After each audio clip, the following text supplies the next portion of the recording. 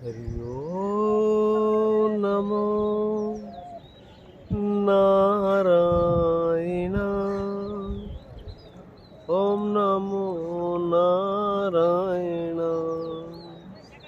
हरि ओम नमो नारायण। हरि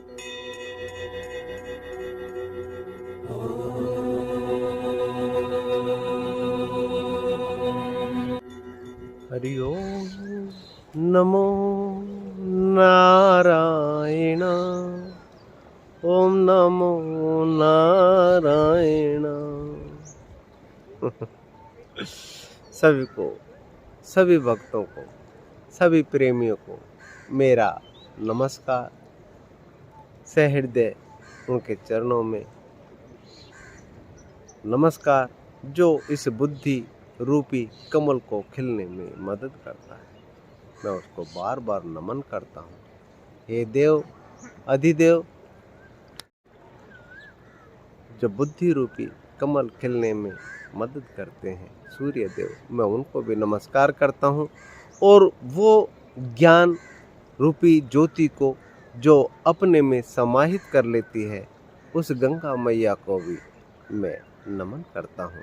और सभी भक्तों की तरफ से उसको मैं नमन करता हूँ। हे देवी तरण तारिणी, युगों युगों से आप बहती चली आ रही हैं।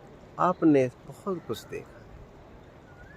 आपके पास जो स्मरण शक्ति है वह असाध्य है।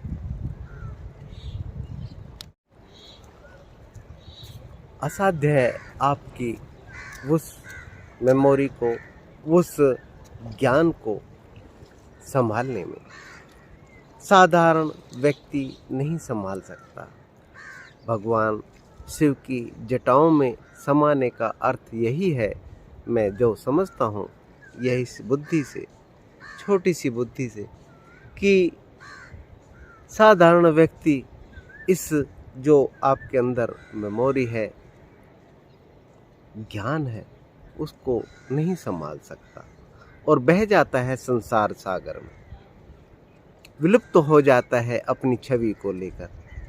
माँ गंगे, भगवान शिव ही आपको संभाल सकते हैं। अर्थात जो शिव मेरे अंदर बैठा है, जब मैं कहता हूँ शिवोहम शिवोहम, मैं ही शिव हूँ, मैं ही शिव हूँ, तब मैं बुद्धि से परे अपने आप को महसूस करता हूँ और देख पाता हूँ जो बुद्धि को भी शिव चला रहा है, उस शिव को अपने स्वरूप में देख पाता हूँ।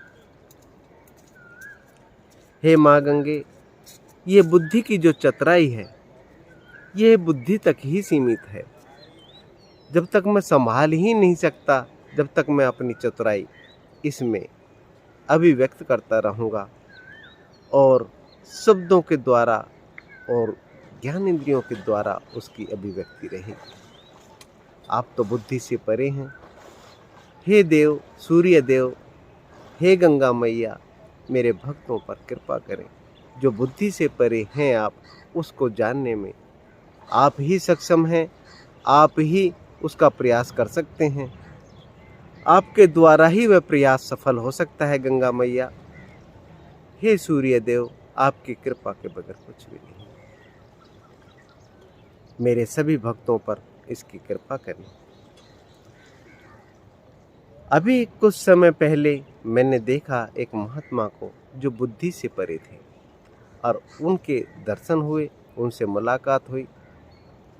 समय पर मैं उनसे मुलाकात भी करवाऊंगा और आज मैं इस वीडियो के माध्यम से उनका जिक्र करना जरूर चाहूँगा।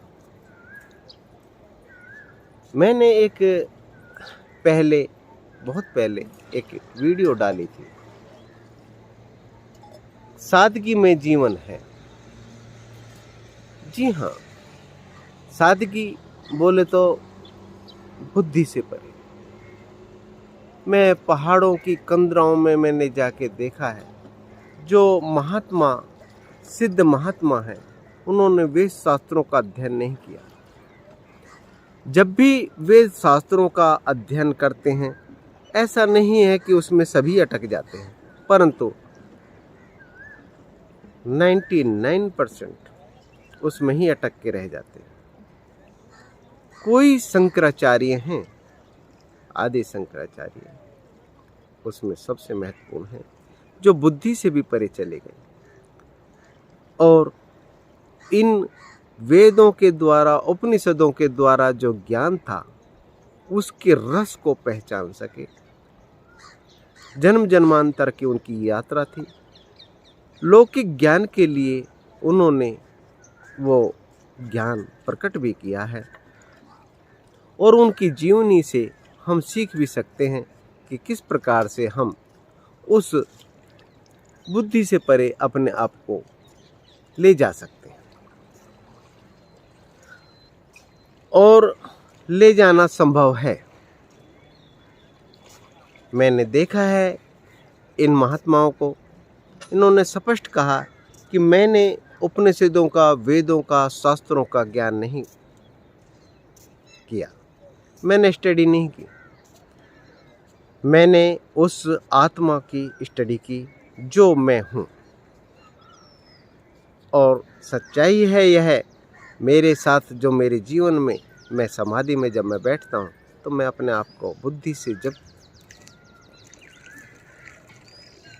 चला जाता हूँ परे, अर्थात जो बुद्धि को चला रही है उस शक्ति को महसूस करता हूँ, तो मैं जान पाता हूँ कि बुद्धि की चतुराई क्या है, बुद्धि के धोखे देने की सिस्टम क्या है। बुद्धि से परे अपने आप को महसूस करने पर ही समाधि अवस्था में उस ज्ञान की उत्पत्ति होती है। और बुद्धि तक जब सीमित रहता है तो गंगा को धारण नहीं कर पाता। गंगा को वही धारण कर सकता है जो शिवोहम, शिव ही मैं हूँ, शिव हूँ, शिव से अलग मैं नहीं हूँ, और गंगा धारण हो जाती है।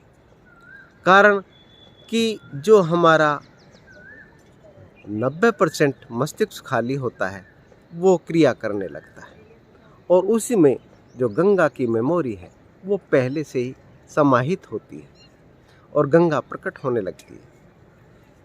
कमल खिलने लगता है, सभी के ड्राइव करने वाले ड्राइवर उसमें आ बैठते हैं, अर्थात भगवान शिव की जटा जागृत हो जाती है।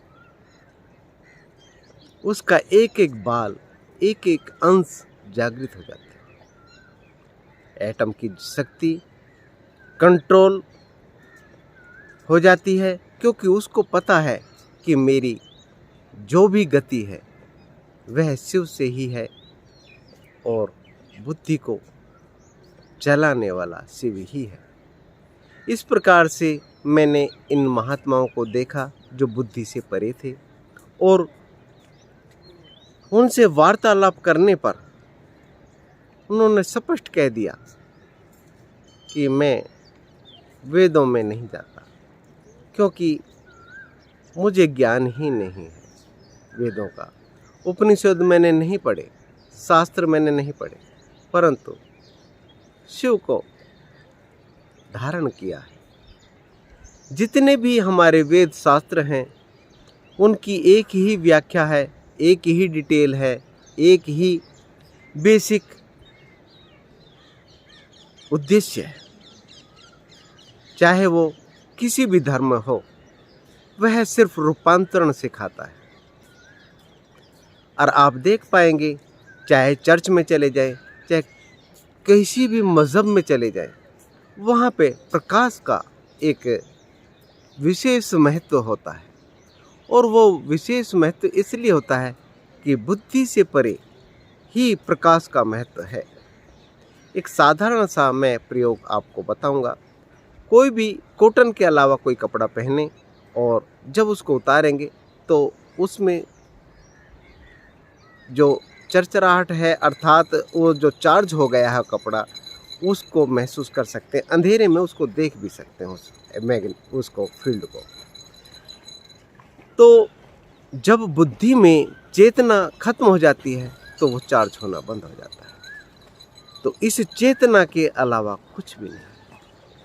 जो चेतना है, जब महात्मा ने उसको महसूस किया तो उन्होंने अभिव्यक्त किया मेरे सामने और बताया कि मूल शंकर जी, मैं इस सब से परे हूँ और मुझे जानने के लिए आपको मेरे पास आना ही होगा।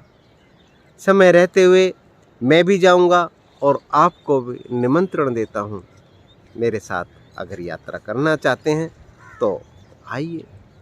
उनसे मुलाकात भी करेंगे, मेल भी करेंगे, वार्तालाप भी करेंगे और आगे की प्रकृति से जुड़ने के लिए साधन भी बताएंगे।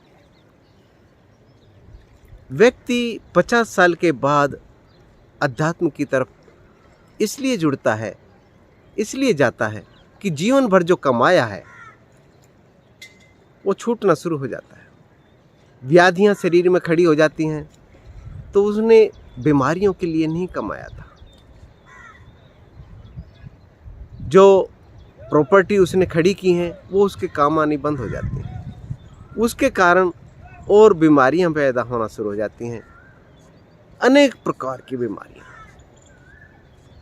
तब उसके ज्ञात होता है कि जो मैंने कमाया था वो बहुत कम है, वो छोटा है, तो क्यों ना मैं उसकी तरफ जाऊं जो सच्ची कमाई है, सच्चे बादशाह की कमाई है।